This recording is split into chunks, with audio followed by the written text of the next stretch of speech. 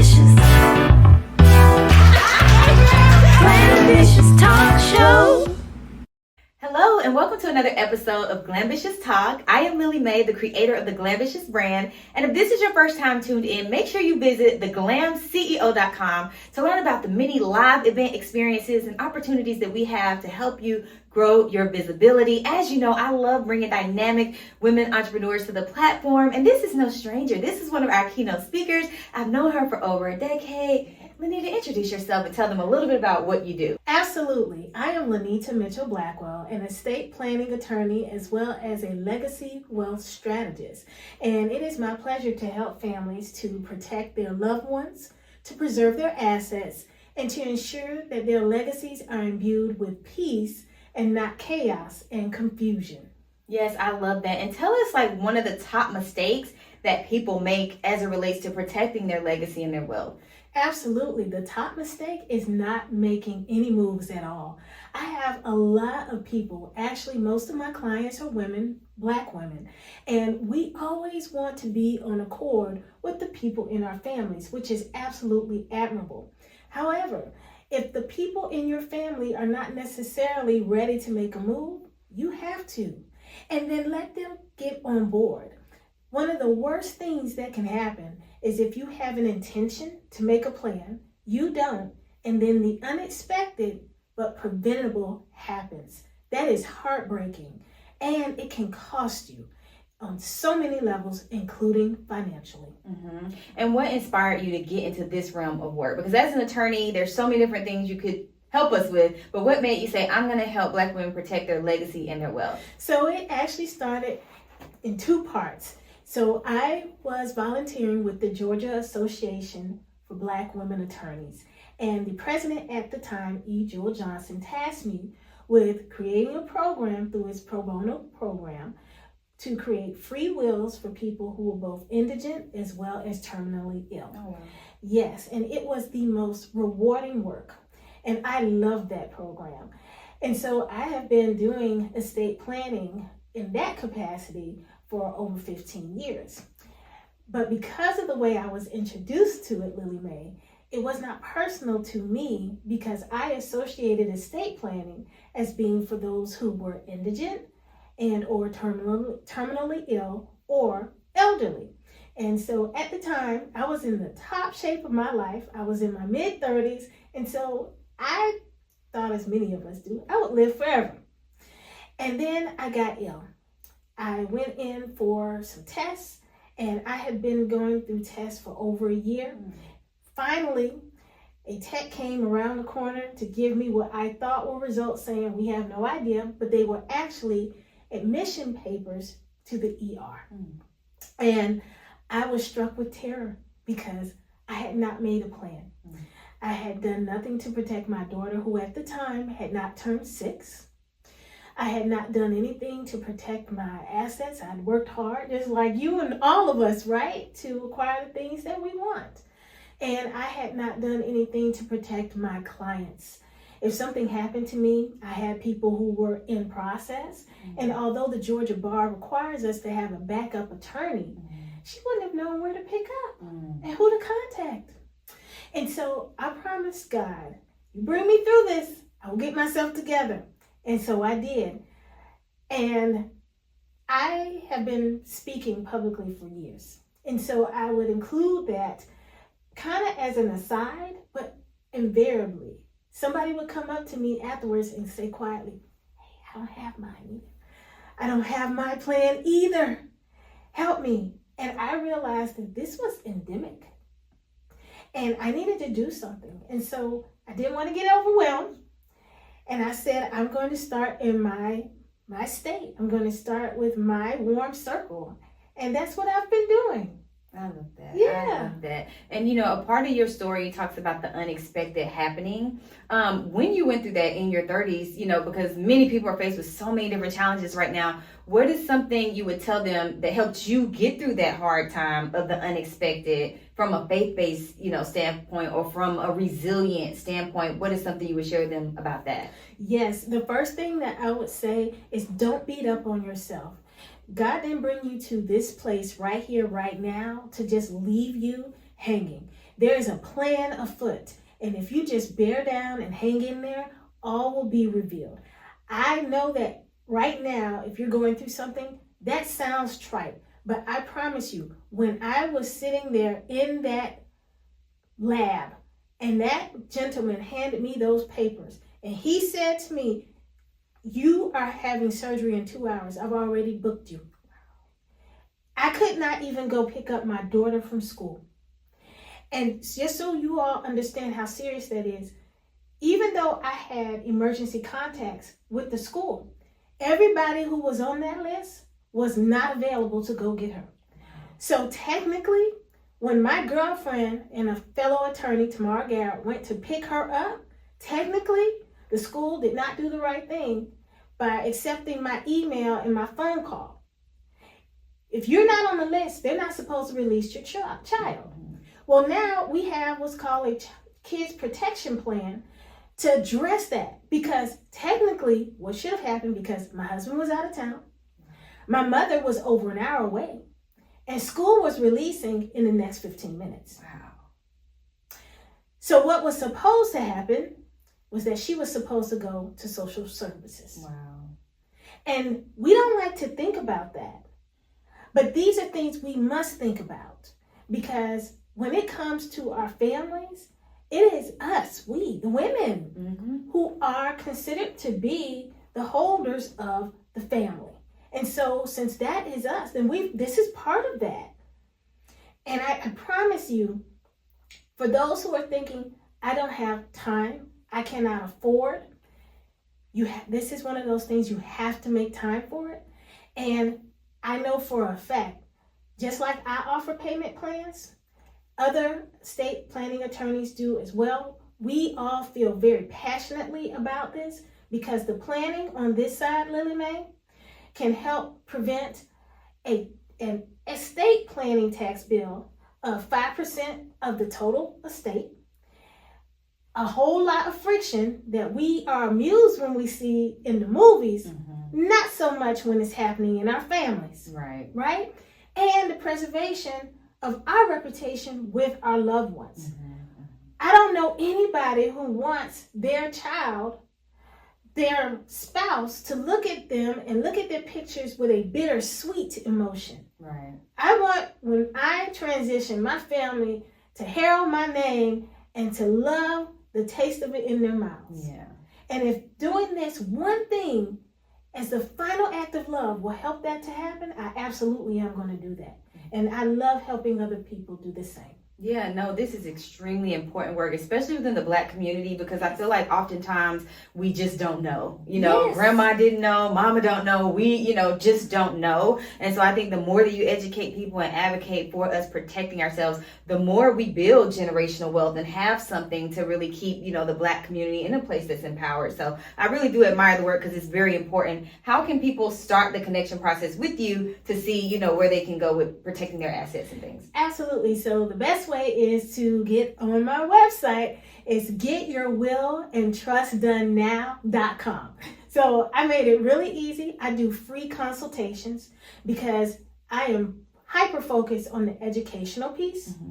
I go through exactly what you need. We build out your plan. And even if you decide not to hire me, I want you to, but if you don't, you have the information that you need in order to ensure that whoever you do hire to do it does a good job and covers you.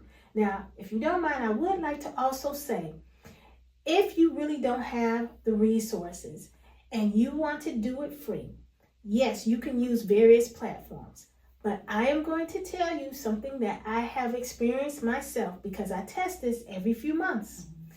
When you use the free platforms, there are certain key elements that are missing. Period. There are questions that they do not ask you that unless you know to plug them in, they're not going to be addressed. And if some of you are like, well, I'll just use AI. I love Chat and Claude and all the rest of it too. I use Gemini, not in my practice, but I use those things, right? But they get things wrong too. And it's beyond AI hallucinations. It is flat wrong, and some of it does not comply with the state industry standards. Now, some of you might also be thinking, well, I have this through my job. with a certain legal insurance. Yes, I just reviewed one of those plans earlier this week, and they didn't even make sure that the person had signed those documents. Oh gosh. That's exactly right. So just so you know, if they're not signed, they don't count. Wow.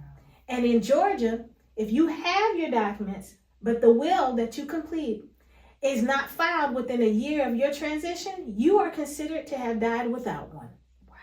Wow. So this is something you definitely do not want to take a gamble on. You've worked hard your entire life. You've built assets. You've built a business. I don't think it's something we should gamble on with ChatGPT. My cousin Chat is what I call it. We can't let cousin Claude and cousin Chat, mess up our entire legacy. So I definitely encourage you to, at the very minimum, do a consultation with Lynita, because this is very important work that we need to make sure and make the time that we are protecting the things that we work so hard for. Now, switching gears a little bit, you have a book. So tell us about the book. Yes, it is Prioritize You, a Survivor's Guide to Loving Yourself Back to Life. I love that. And, Yes. and what does loving yourself back to life look like? Yes, so it's sacred self-leadership. It is realizing that when we ask other people to do what we are not willing to do for ourselves, that is not leadership and it is not self-love. That is actually sabotage.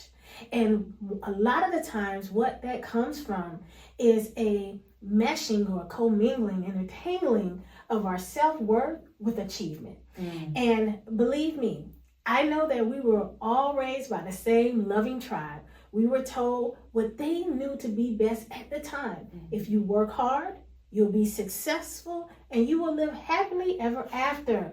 And I know for a fact Lillie Mae has done those things. I know I have, and you have too. And so you have the degrees and the certifications. You have the 4 C's, I like to call it: cars, cash, castles, and clothes. You have all of those things, right? But you also know that those things have never quenched the desire that was deep down inside of you that says, I am fulfilled, I am complete, I've made it. And that's because those things never were supposed to. They were always just supposed to be tools. That's all they were supposed to be. You were approved perfect in every way the moment God thought about you and the plan that was enacted for your life. So that was before you even took a breath. And somewhere along the way, you started, because I did too, and I talk about this in the book, you started using achievement as a shield.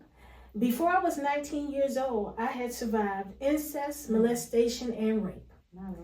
And what I did in each instance is I burrowed down and worked harder and achieved more, believing that those shameful things were my shame, not the predators who victimized me. And it wasn't until I was older and could even speak those words that I realized what I had done. And so the book, Prioritize You, is my story, a manifesto, but also a guide to how I got back to who I've always been, which is a child who was always loved and approved by the Most High. Amen to that. How can people get a copy of that book? It sounds amazing. I definitely have to plan to get a copy. How can they get a copy? Well, Lillie Mae gets her copy complimentary. No, we're buying it. We're supporting, well, okay? Thank you. So you can get it from Amazon, and it's in all the versions. I'm working on the Audible right now. And so my goal is to have it done by next week. But we are launching officially on June 21st, and thereafter it will be available everywhere. I love that. I love that you don't look like what you've been through. Like all of the stories you share them with such grace, such calm. You have such a bright spirit that I would never even imagine half of those things. So I applaud you for doing the work that it took to get to the other side of those things and continuing to be a bright light, because there are many people that those things that you went through and survived, it would have took them out. And so there's an inner strength that you have to really celebrate the strength, because it takes that to be a bright light after all of that. And so I applaud you for being such a bright light. Thank you. I appreciate that. But I have to give some special shout outs with that. First, I have a very loving family. And second, I have a very strong support system with my spiritual mother, my brothers and sisters in ministry, my friends. And even my coworkers, you know, and I did therapy for years. I pray and I meditate every day, and I'm not going to say that there aren't times where I just feel heavy, you know, but I make sure that I don't rest in that. And I talk to people when I feel that way. I don't just try to hide and bury it down and go back to the old ways of handling things. Yeah. And one more question before we wrap up, because I think you had a pivotal birthday, right, recently? I did. I turned 50. The big 50, Yes. right? So give me one tip about aging gracefully, because I feel like we live in a society that really pressures women to try to be forever young, to get nips, to get tucks, to get facials. It's just so many things, like so many, you know, all the Botox, the chin tox. There's just so much. It's like, you need to look young, you know, the pressure that's on women. Give us something and help us with aging gracefully and really embracing age and not feeling, you know, like we're losing our youth. Yeah, so if you don't mind, I'd like to tell a story about this. So when Brian and I first got married, we joined the Marriage Ministry Council at our church. At that time, it was Big Bethel, downtown Atlanta. And I said during one of the sessions, I was like, I can't wait to turn 50. And we were the youngest couple in there. Everybody else had been married like 30 and 40 years, right? And we've been married, I think, 2. And they were just like, Lynita, how old are you? I was like, 26, right? And they were just like, right, exactly. And they were like, what do you know about being 50? I was just like, the ladies I know who are 50, they are confident. They wear whatever, they say what's on their mind, and nothing bothers them. And I tell you, to the woman, they all sat back and they were like, honey, that is true. And then somewhere along the way, in my 40s, I was just like, oh my goodness, I did everything that you said. I never had plastic surgery in my face, but I have had in the body, right? And then all the facials. I've never done Botox because I was scared of needles. But if I wasn't, I would have done it, right? And then something hit me on the eve of my 50th birthday. I was just like, wait a minute. We were looking forward to this. What happened to that? And I was just like, that's exactly right. So I would say about aging gracefully, it is an embrace of all that you have endured and survived, everything that you've achieved, every wrinkle, every crease, every fold is a victory in this journey of life. We made it. We're here. And we're beautiful. I love that. Yeah. I love that. So let everyone know how they can stay connected with this bright light of yours, all the contact information so they can stay connected. Absolutely. So the best way to reach me is on the law side, it's get your will and trust done now. Get your will and trust done now.com. And then for speaking and books, coaching, that is Lynita Mitchell Blackwell.com. And for the most part on social media, I have a follow me, follow you kind of deal. Now, if you're crazy, I'm not following you. And so we can connect there as well. All right. Well, thank you again for supporting the Glambitious brand, for, you know, joining us soon in Essence Festival and just traveling with us and working with us. We appreciate your bright light. And for those of you, again, if this is your first time tuning in, make sure you head over to theglamceo.com, join the email list, and stay connected with the many wonderful things we have going on for dynamic women entrepreneurs like Lynita Mitchell Blackwell. All right. Stay tuned. Bye.